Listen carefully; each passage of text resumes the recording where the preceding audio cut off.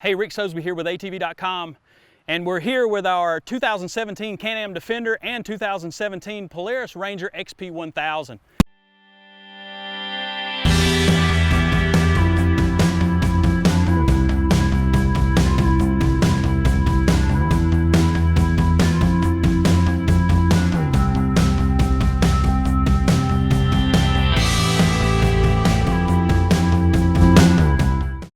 Now, we've had the incredible opportunity to work with both of these vehicles in the same environment, the same conditions, under the same tow loads, so we thought we'd do a little bit of a comparison for you since they're matched up in the marketplace.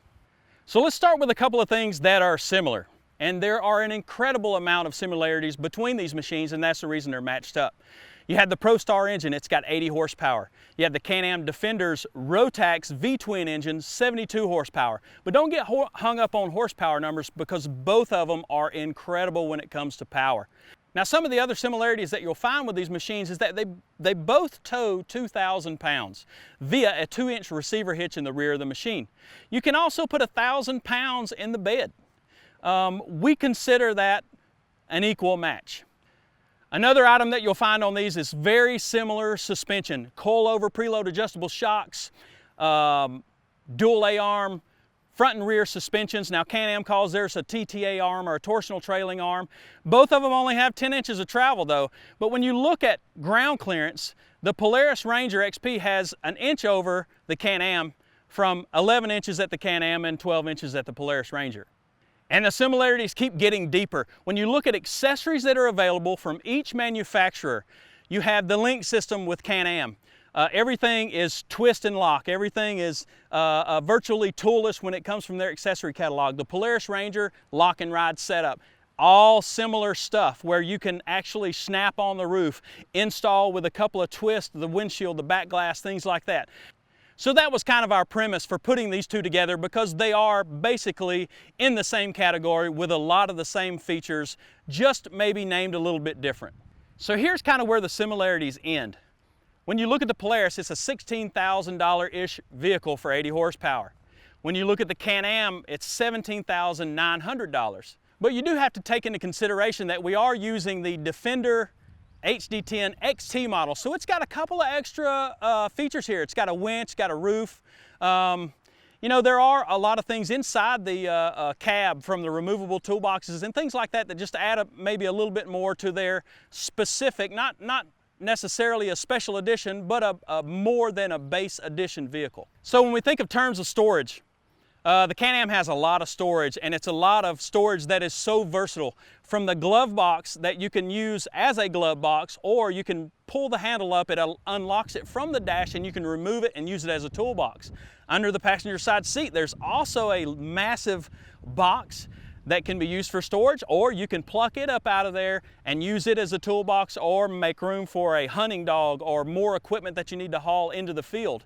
Now, the Polaris does have storage. There is a lot of storage along the bottom of the dash. It has a glove box, and there's also a bucket style storage. It's not watertight, but there's a pan in there where you can store things under the seats. So when we started evaluating these machines, we wanted to hook a trailer behind both of them, and because towing was a big aspect. So we were able to get 500 to 600 pounds in a trailer behind each of one of these via the 2-inch receiver hitch. They're very equally matched. As far as power to tow, both of them have plenty of power. There's no issues there. I believe personally that 2,000 pounds would not be a struggle for these machines at all. When you look at the fact that both of them have some form of engine braking, both never really slow the load down as you come down the hill, but they do. The engine braking does help you maintain control of that load. So one thing that you might look at when you're hooking up a trailer to a vehicle is how much does the suspension become affected by the weight of that trailer.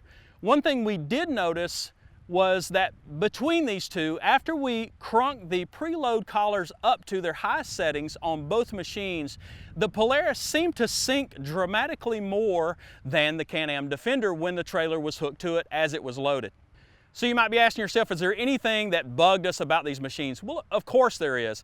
You know, we've had a little bitty minor issues along the way with both machines. For instance, it seems like the protective structure on the Ranger seems to squeak and rattle a lot.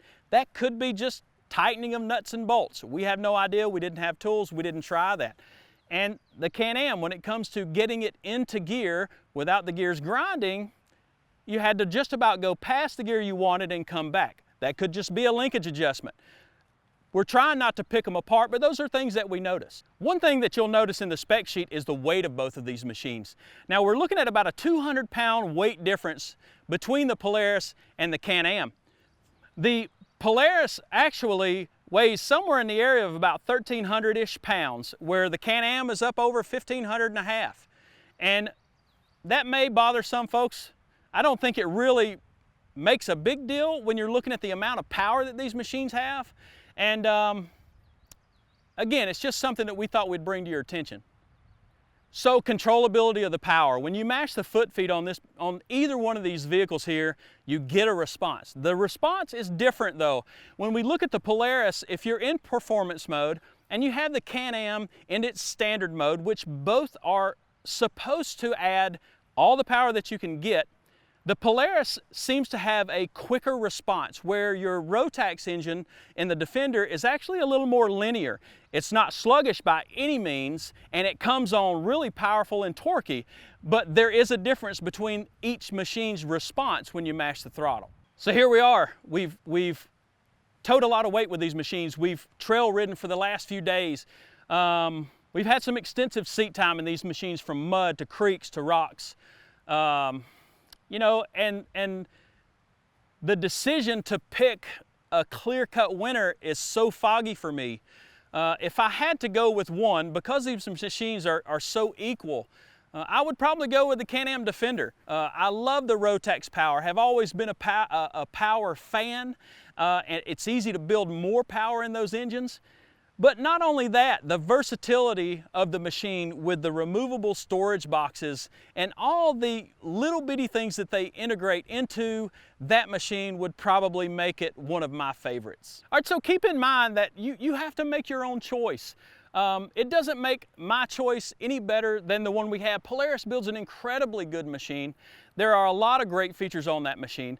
And if you want to check out more, come to ATV.com. Look at the specs, read the reviews, do your research, and find what works best for you.